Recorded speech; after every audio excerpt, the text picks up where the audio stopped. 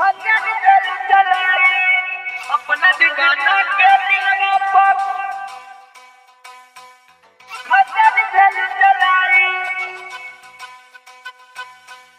अपना दीवाना के दिलवा पर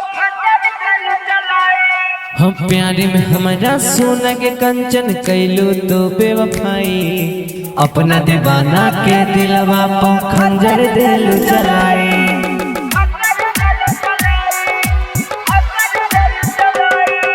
प्यारे में हमारा सोना के कंचन कैलू तो बेवफाई। अपना दीवाना के दिलवा पर खंजर दिलू चलाई।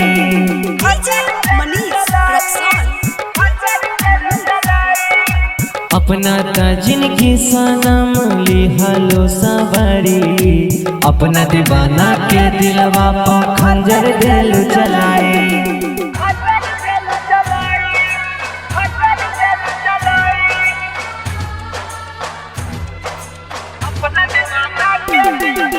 डीजे मनीष रक्सौल।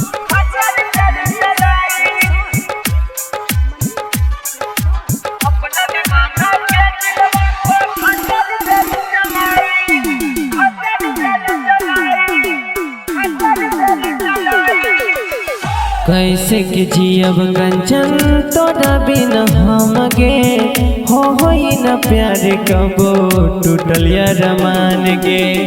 कैसे के जियब कंचन तोरा बिना हमगे होई न प्यार कबो टूटल या रमान गे।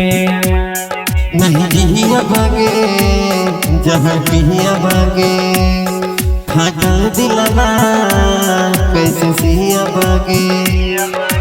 आपन होके जान काहे भइलू पराई। अपना दीवाना के दिलवा पर खंजर दिलू चलाई।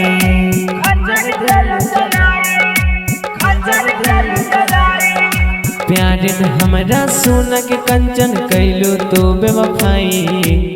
अपना दीवाना के दिलवा पर खंजर दिलू चलाई।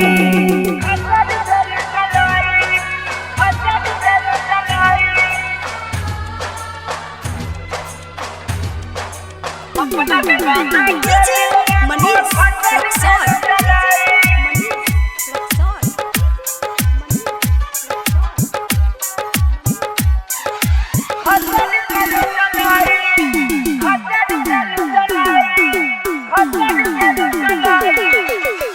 हमारा से ज्यादा के हो करत न प्यार गे। अपन से कोई है कंचन जिनकी बर्बाद गे। हमारा से ज्यादा के हो करे तो न प्यार गे। अपन से कोई है कंचन जिनकी बर्बाद गे। पाके दूसरा के प्यार भूल गईले यार। पाके दूसरा के प्यार भूल गईले यार।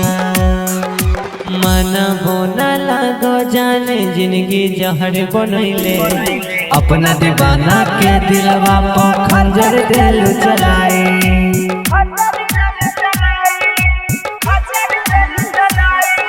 प्यारे में हमारा सोना के कंचन कैलू तो बेवफाई। अपना दीवाना के दिलवा पर खंजर दिलू चलाई।